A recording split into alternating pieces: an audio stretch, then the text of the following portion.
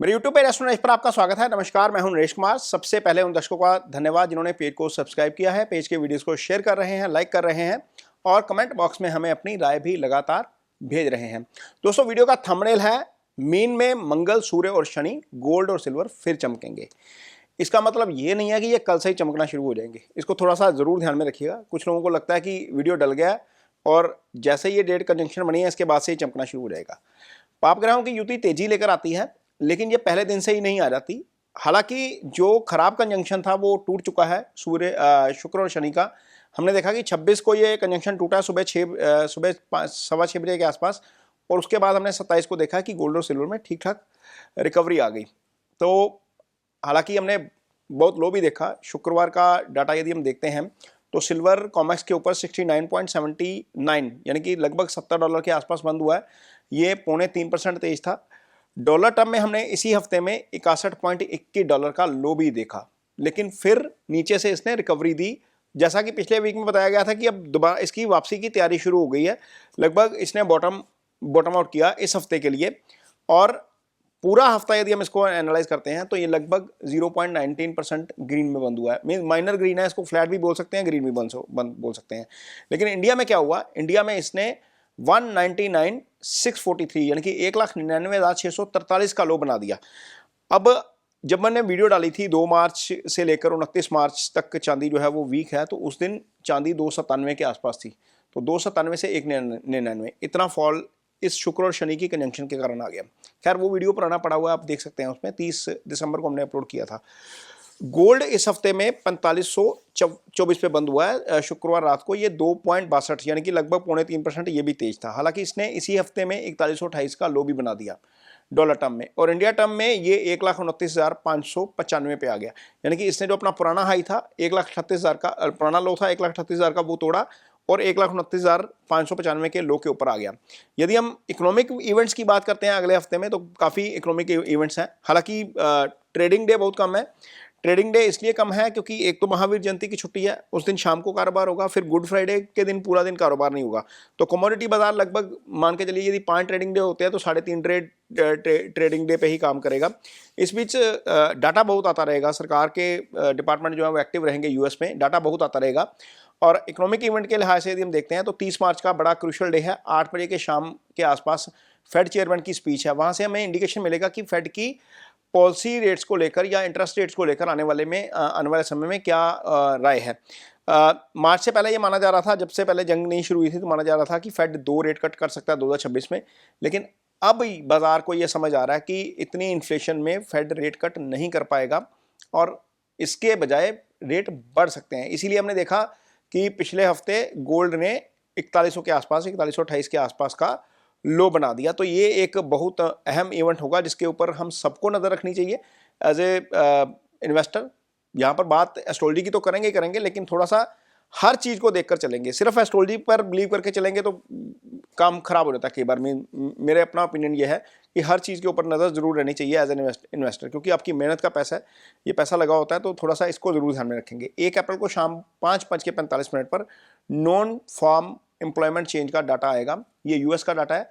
1 अप्रैल शाम 5:45 पर इसके ऊपर जरूर ध्यान रखेंगे। उसी शाम में लगभग 15 मिनट बाद कोर रिटेल सेल्स का डाटा आएगा। ये कोर रिटेल सेल्स जो होती है, वहाँ से हमें इंडिकेशन मिलता है कि कंज्यूमर कॉन्फिडेंस कैसा है यूएस में, किस तरीके की मार्केट चल रही है। तो वहाँ से कुछ इंडिकेशन मिलते हैं और उससे बुलियन मार्केट के ऊपर थोड़ा सा असर पड़ता है। 2 अप्रैल को शाम को 6 बजे अनएम्प्लॉयमेंट क्लेम्स का डाटा आएगा। ये बड़ा इंपॉर्टेंट डाटा होता है, इसी के ऊपर बाजार ज़्यादा रिएक्ट करता है। 3 अप्रैल को शाम को 6 बजे, हालांकि इस दिन बाजार नहीं खुलेगा, लेकिन अनएम्प्लॉयमेंट रेट का जो है वो डाटा आएगा ही आएगा। ये चीज़ें हैं जो डाटा के ऊपर है। फंडामेंटल्स की यदि हम बात करते हैं तो वॉर चल रही है। वॉर को लेकर अभी फिलहाल बहुत सारी चीज़ें चल रही हैं। जैसे ट्रंप ने बोल दिया कि 6 अप्रैल तक, हाँ 6 अप्रैल तक वो ईरान के एनर्जी सेक्टर्स के ऊपर हमला नहीं करेगा। हालांकि इजराइल ने, जब हम ये वीडियो शूट कर रहे हैं, इजराइल ने हमला कर दिया इसके ऊपर, आपके जो इनके सिविल न्यूक्लियर प्लांट्स हैं उनके ऊपर हमला किया और लगातार हमले जारी हैं। ईरान भी रिटेलिएट कर रहा है और लगातार अरब कंट्रीज़ में जहाँ जहाँ यूएस के बेस हैं वहाँ पर उनको निशाना बना रहा है। फिलहाल लड़ाई रुकती हुई नज़र नहीं आ रही। हालांकि प्लानिटरी साइकिल जरूर इंडिकेट कर रहा है कि कुछ ना कुछ शांति हो जाएगी। ट्रंप भी ढीले इसलिए पड़े हैं अपने तेवर से, क्योंकि उनको लग रहा है कि चीज़ें जो हैं वो बैक चैनल के ऊपर बातचीत चल रही है। मार्केट को भी कहीं ना कहीं इस चीज़ का इंडिकेशन है की बातचीत चल रही है। हालांकि इसके बावजूद जब हम ये वीडियो शूट कर रहे हैं तो कल रात को यानी कि शुक्रवार रात को क्रूड $100 के आसपास चला गया था। तो बाजार की एक चिंता ये भी है, और क्रूड का $100 के ऊपर जाना और हाईएस्ट लेवल पे क्लोज करना। हालांकि इसने जो हाई बनाया था वो $120 के आसपास का बनाया था। हमें याद है जिस दिन जंग शुरू हुई थी उसके बाद $120 के आसपास भी चला गया, लेकिन उसकी क्लोजिंग इतनी हाई नहीं हुई थी। कल की क्लोजिंग जो हुई है वो हाई हुई है, वो थोड़ी सी फंडामेंटली चिंता की बात जरूर है। इसके ऊपर जरूर जो है वो नजर रखनी पड़ेगी। सेंट्रल बैंक्स की क्या स्ट्रेटजी रहती है, जैसे मैंने बताया कि फेड के चेयरमैन का जो है वो एड्रेस है। सेंट्रल बैंक सब क्या करेंगे, उनके पास जो रिजर्व हैं उनका क्या होगा, क्या जैसे भारत है, भारत के पास जो डॉलर रिजर्व होता है उसका क्या होगा, मीन्स उसमें लगातार कमी आती जाएगी, क्योंकि जैसे जैसे क्रूड महंगा होगा सबको डॉलर में पे करना है, क्रूड खरीदना है। क्रूड महंगा होगा तो अल्टीमेटली आपके फॉरेक्स रिजर्व घटते हैं, फॉरेक्स रिजर्व घटते हैं तो बहुत सारा इन्फ्लेशन का प्रेशर भी होता है आपके ऊपर, क्योंकि जब आप महंगा खरीदते हो तो फिर आपको इंटरेस्ट रेट बढ़ाने पड़ते हैं। तो सेंट्रल बैंक्स इंटरेस्ट रेट बढ़ाएंगे, उनका फॉरेक्स रिजर्व यदि घटता है तो उसी फॉरेक्स रिजर्व में से पैसा निकाल कर तो वो गोल्ड खरीद रहे थे। जैसा हमने पिछले साल डाटा में देखा कि सेंट्रल बैंक्स की बाइंग के कारण भी गोल्ड बढ़ा था। तो ये एक बड़ा इंपॉर्टेंट फैक्टर है, इसके ऊपर भी हमें जरूर ध्यान में जो है वो ध्यान रखना पड़ेगा। एक खबर ये भी बीच में चल रही है कि अरब कंट्रीज यदि उनकी ऑयल की सप्लाई रुकती है या ऑयल का रेवेन्यू रुकता है तो क्या उनके पास जो गोल्ड है वो सेल कर सकते हैं, क्या उसका कोई प्रेशर आ सकता है। ये बहुत सारी चीजें जो है वो खबरों में चल रही हैं, इनके ऊपर भी ध्यान रखेंगे। जॉब डाटा मैंने आपको बता ही दिया है, इंटरेस्ट रेट्स का डाटा जो आपको बता ही दिया है, और यूके की इकोनॉमी जो है वो इस समय काफी बैड शेप में चल रही है, बहुत अच्छी स्थिति में नहीं है। तो इसके ऊपर सबके ऊपर हमें नजर रखनी पड़ेगी। लेकिन एक चीज जो इसमें पॉजिटिव हो रही है गोल्ड के लिहाज से, सिल्वर के लिहाज से, 10 ईयर्स बॉन्ड यील्ड जो है वो लगातार राइज कर रही है। जब बॉन्ड यील्ड लगातार राइज करती है तो अल्टीमेटली क्या होता है, अट्रैक्टिव जो होता है वो गोल्ड हो जाता है। तो इंस्टीट्यूशनल बाइंग जो है वो गोल्ड में क्या आ सकती है, ये एक बड़ा सवाल है, और इसी कारण शायद अब मुझे लग रहा है कि चीजें आगे बढ़ेंगी। और गोल्ड फंडामेंटली यदि मैं बात करूं तो फंडामेंटली एक रीजन मेरे को लगता है कि इंस्टीट्यूशनल बाइंग आएगी, क्योंकि जो बॉन्ड यील्ड है वो लगातार राइज कर रही है। बॉन्ड यील्ड की अपनी एक लिमिट है जहां पर इंस्टीट्यूशंस को लगेगा कि यहाँ पर नहीं है अब, और अब गोल्ड में जाएंगे तो गोल्ड में बाइंग आ सकती है। तो यदि एस्ट्रोलॉजिकली हम इसको देखते हैं तो आज हम जब ये वीडियो शूट कर रहे हैं तो 28 मार्च है। 29 मार्च को सुबह 4:49 पर राहु शतभिषा नक्षत्र के सेकंड पदा में चले जाएंगे, केतु मघा नक्षत्र में आ जाएंगे। अब केतु का मघा नक्षत्र जो है वो 18 साल बाद आता है।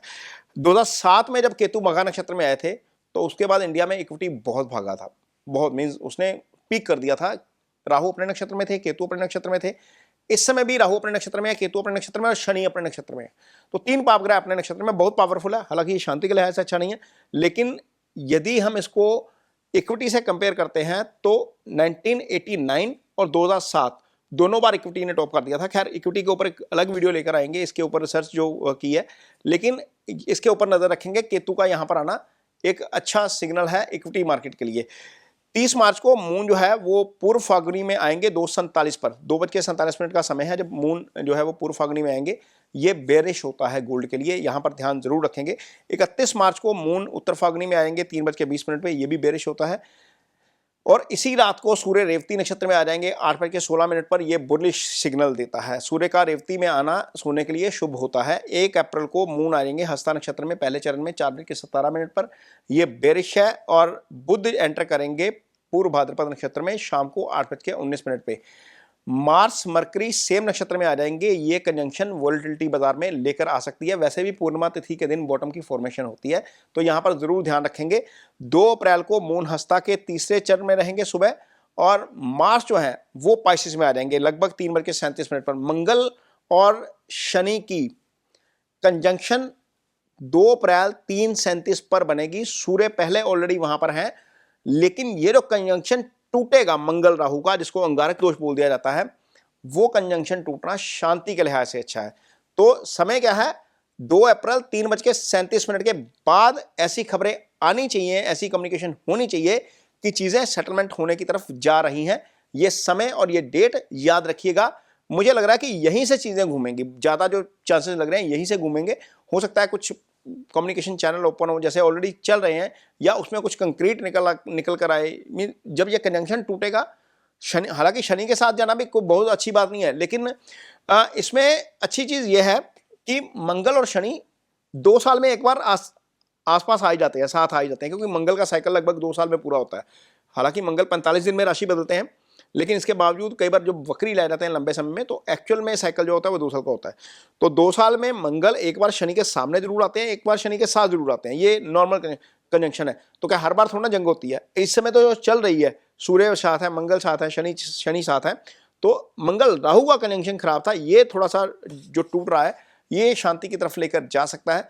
मुझे उम्मीद है कि यहाँ पर चीजें सुधरनी चाहिए वार फ्रंट के ऊपर। हालांकि 13 दिन का ये तो त्रिग्रही योग है, ये जैसे ही 13 अप्रैल या 14 अप्रैल को सूर्य बदलेंगे उस समय ये योग टूट जाएगा, मंगल शनि साथ में रहेंगे, सूर्य आगे निकल जाएंगे, उच्च के हो जाएंगे। सूर्य उच्च के होंगे तो सूर्य मेष राशि में जाएंगे जो गोल्ड की कारक राशि है, अगेन वहां से तेजी बनती है। वैसे अप्रैल मुझे मार्च के मुकाबले ठीक लग रहा है गोल्ड सिल्वर के लिए।